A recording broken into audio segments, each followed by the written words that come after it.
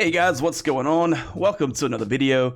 In today's video, I'm going to give you a few tips on how to get started in The Infected and also go over at least 10 things that I think you should do before you ever even head to your first Bambi camp. If you're new to the channel, I am Doug, aka Durgills. If you find the content in this video helpful, please do click the like button for me and also consider subscribing. I also post about 2 to 3 Let's Play videos of The Infected weekly. Actually, the video you're seeing playing in the background right now is from one of those Let's Plays. So if you do decide to subscribe, please don't forget to hit that bell and you'll be notified each time I post a new video. Now, I've only got about 15 to 20 hours playing The Infected, but it's enough time to know some do's and don'ts in the game. What I'm showing you today are some small tips and basically what things I would do and how I would do them differently if I were to start the game over from scratch.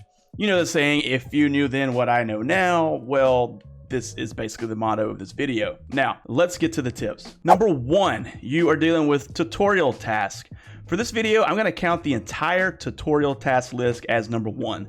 It's pretty simple and straightforward. It's a tutorial just to get you used to the controls of the game.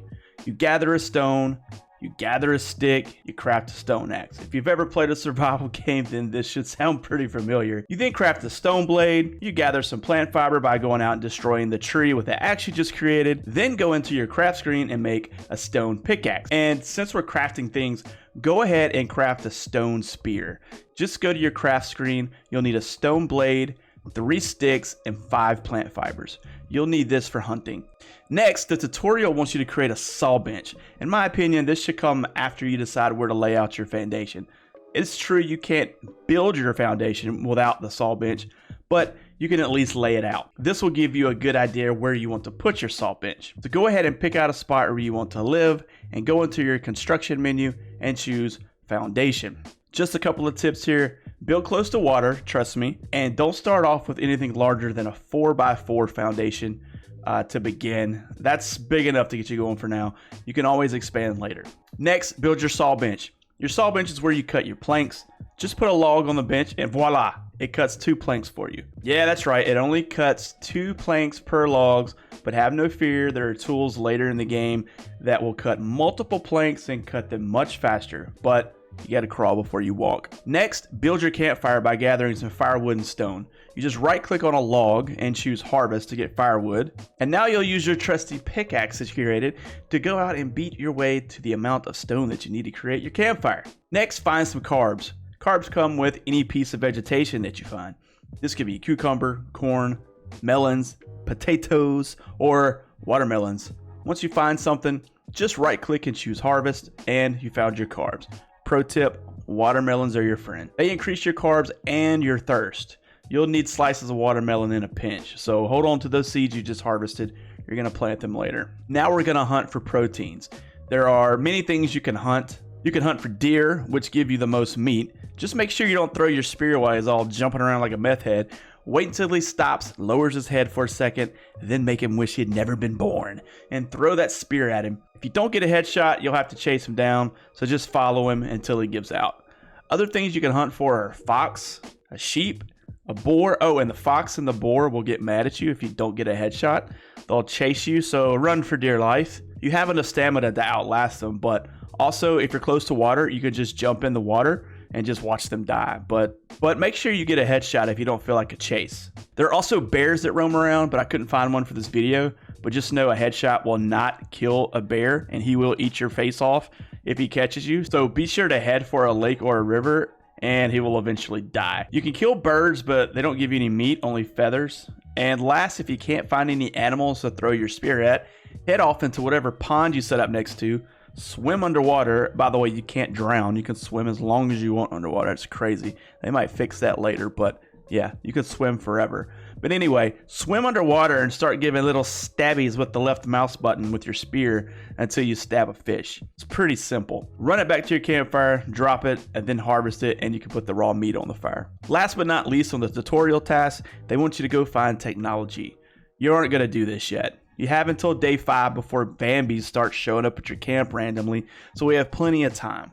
The technology is basically books that give you the knowledge to build certain things for your base and shelter so that you can survive. These books or technology can be found at the Bambi camps. We're going to set up a good foundation at your camp first though. Number 2, a fire shelter. Now that you got your fire going, you want to always keep it going. So head into your placeable menus, click on Other and choose a shelter.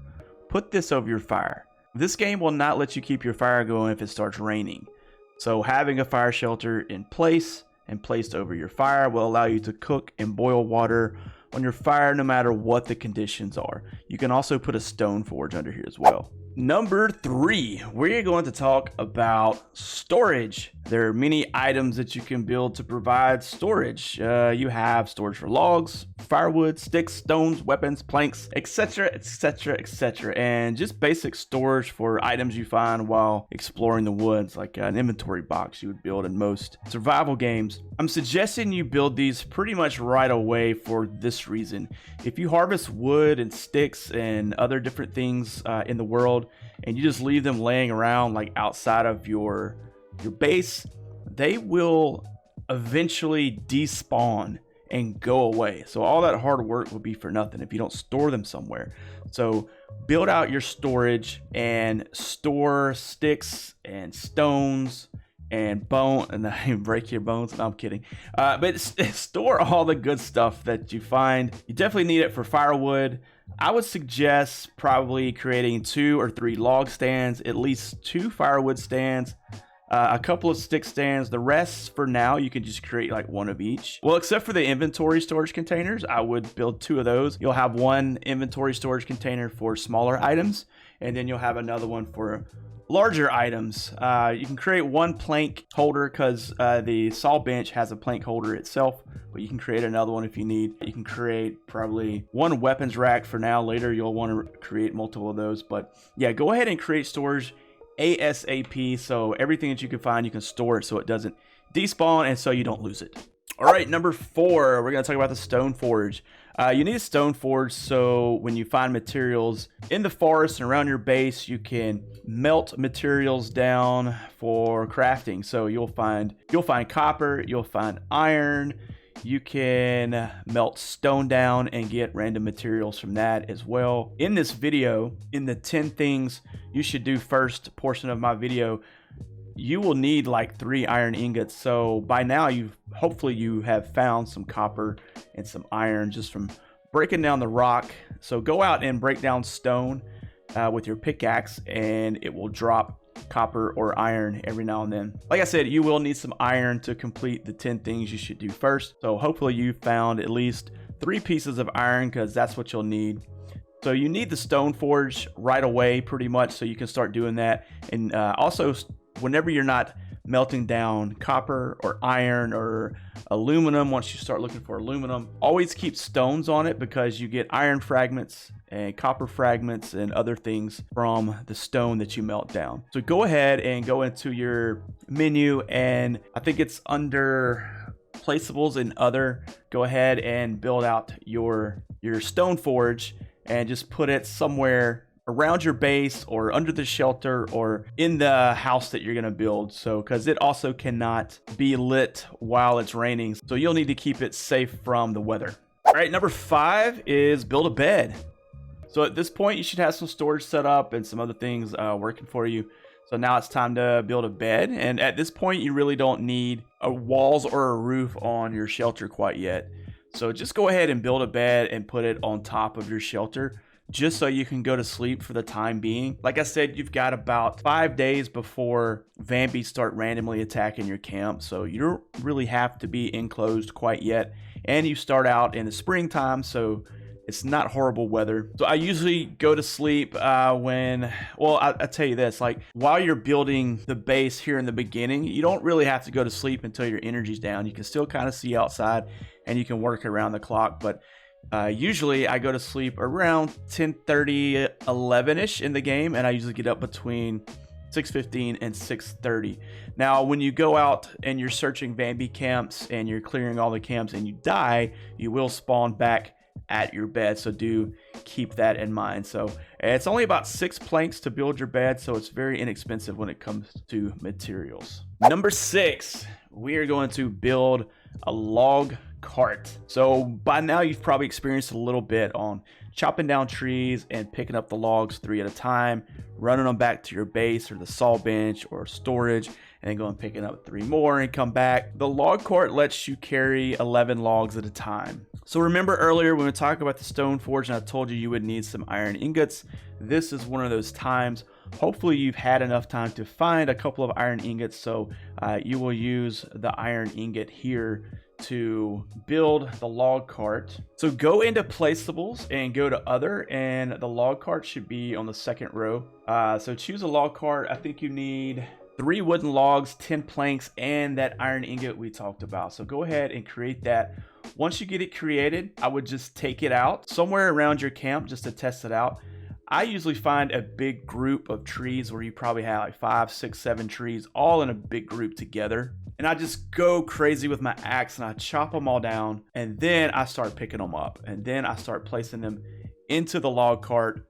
And then when it's full, I'll take it, I'll put some on the saw bench, I'll put the rest in storage, then I'll go back and get the rest. And if the saw bench is available again, I'll put them on the saw bench, then I'll put the rest in storage, and rinse and repeat, and I keep doing that. But I want you to make this log cart at this point because it's going to make life a lot easier, because in the beginning the building was kind of tedious until I did create this log cart, and I created it much later than I probably should have, which was dumb on my part. But that's why I didn't have you build your walls or your roof on your shelter quite yet, because I just didn't want you to go through all the tedious building that I went through in the beginning. So build the log cart. It's going to make building and crafting a lot less tedious than it normally would be. Number 7 is just finish building your shelter. Now that we've created the log cart and you can get logs back to your camp a lot easier and a lot more at once, go ahead and finish building your shelter. Just go into your construction menu and choose some walls, maybe some walls with windows in them. Put them up, then put your roof on. Now, I still wouldn't suggest expanding at this point because you got a lot more to do before we go to our first Bambi camp. After we go to our first Bambi camp and before day 5, you can start expanding a little bit more.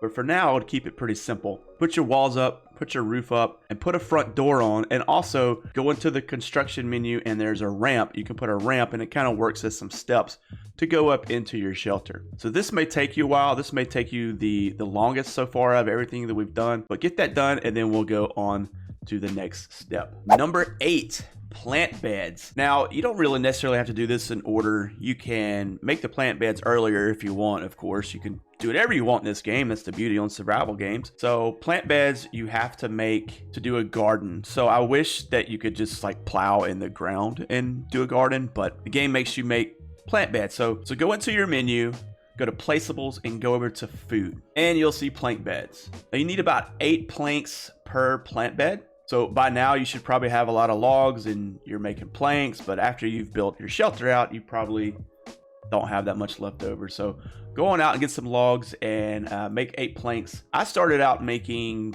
3 plant beds, and hopefully by now you have found like some corn, maybe some cucumber plants, and I know we found a watermelon. I found a watermelon, so I had watermelon seeds. So like I said earlier, watermelons are your friend. So if you have more than 1 watermelon seeds, I would maybe do 2 watermelon seeds, and then the other one maybe like cucumber or corn. And if you had to choose cucumber over corn, if you're doing watermelon, I would choose corn because the corn has more vitamins. But I would start out with 3, and that's just my opinion, but of course you can do as many as you want, and set them outside somewhere close to your camp. And you will have to keep them watered manually.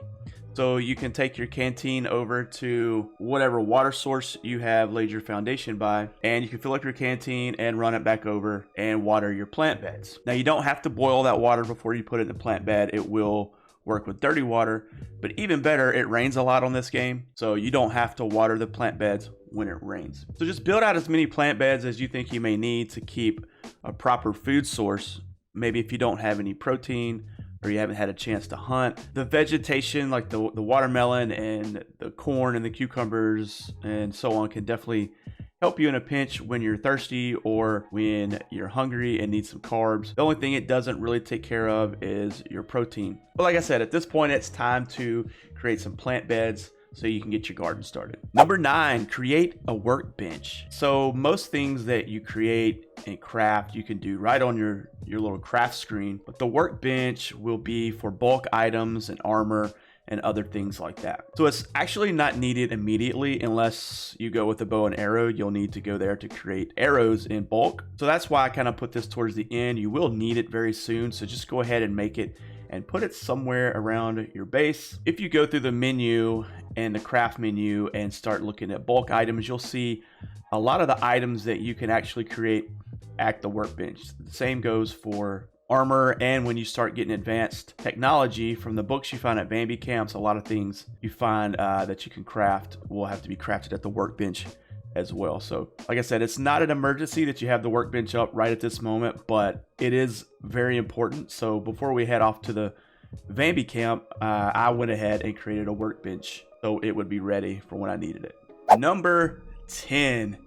Okay, we're finally going to go get the technology. We're finally going to go to our first Bambi camp to clear out all the Bambis and search for technology or a book. So I didn't know what it looked like at first. So I'm just letting you know it is a book, and there is one book or a piece of technology at each Bambi camp. So we've spent the last couple of in-game days like getting a good foundation, getting a shelter built, fire, getting some food going with the plant beds. Hopefully you've had some time to go hunting or fishing, so you've got plenty of protein. Hopefully you've boiled yourself some water, so you've got some clean water. Now it's time to head out and go to a Bambi camp. For the purpose of this video, we're just gonna go clear out one Bambi camp so I can show you, but feel free to hit one or two if you want to. So pull up your map and see which one is closest to you. Now there's not waypoints in the game. Hopefully they add those soon. I would really like to have a waypoint so you can like mark where you go so you don't have to constantly pull up your map. Now on your way, always keep an eye out for easy kills for food, or green plants and vegetation, melons and watermelons on the ground. Keep an eye out for those because you'll always want to harvest those just to keep them with you. Also, before you go, make a second stone spear. You're going to want to bring 2 stone spears with you, because if you do happen to throw a stone spear at a Bambi and miss, you'll have a second one to go to. Now, notice I haven't mentioned a bow and arrow. So bow and arrow is going to be kind of like a personal preference in this game. And right now, it's not something that I use a lot. I like to use the stone spear for killing Bambis and for hunting. That seems to be easier for me, and it was kind of tedious to make arrows for the bow. Since I last tried to make a bow and arrow and use the bow and arrow, they have added an update that allows you to make arrows in bulk. So I will go back and try to make more arrows pretty soon. So once you get to your Bambi camp, you'll start seeing the Bambis. They will make a kind of annoying noise that kind of sounds like this.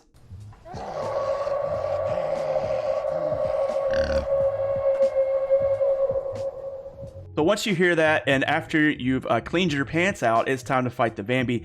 You can throw a headshot with the spear, which if you get them running in a straight line, and then it's pretty easy to aim and get a headshot. But if they're zigging and zagging, sometimes if there's like some objects in front of them, they have to go around them. Don't throw the stone spear while they're zigging and zagging all over the place, because you will miss. And then you'll have to pull out the second stone spear. I like to get the headshots on them. It's a one-shot headshot with the stone spear.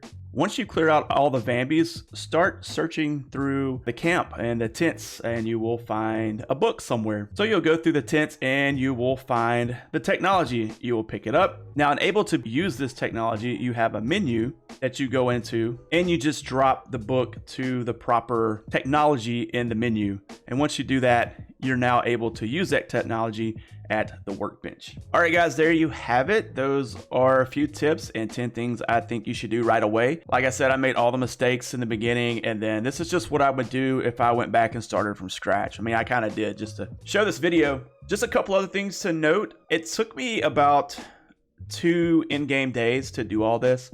And on the 3rd day, on that morning, I went out to search for my first Bambi camp. Do remember I said you have until day 5. Like day 5, you'll get a random Bambi show up to your camp every now and then. It'll make that alert sound that I let you hear just a minute ago, so you'll know that there's a Bambi in the area. So you can stop what you're doing and prepare for the fight. But they will start showing up around day 5. And around day 10, and I didn't know this until it actually happened, but day 10, they have what's called a swarm attack. This is very similar to games like 7 Days to Die Horde Night. So on day 10, the sky will turn red, kind of like the blood moon in 7 Days to Die. And then they will do what's called a swarm attack. That is the infected's horde night. So do know that on day 10, you're going to get some Bambis come in and try to attack your base, and you will have to defend yourself. So prepare for that as well. Well, guys, I hope you really enjoyed the video today. I hope you got something out of this video. And if you did, please hit the like button for me, because it will support the channel and the individual video. And I hope you consider subscribing. I would love for you guys to subscribe and come back and watch some of the infected Let's Play videos that I like to post about 2 or 3 times a week. Also, let me see in the comments if I showed you anything that you didn't know, or if it helped you at all. Please say in the comments. And also, if you have any tips as well, I would love to hear them. Of course, there's so many ways you can play this game. This is just kind of my experience and what I experienced and my advice. You know, that there are so many ways you can play this game, so I would like to hear how you've played this game and if you have any tips as well. All right, guys, I hope you have a great rest of your day, and we'll see you in the next video. Take care.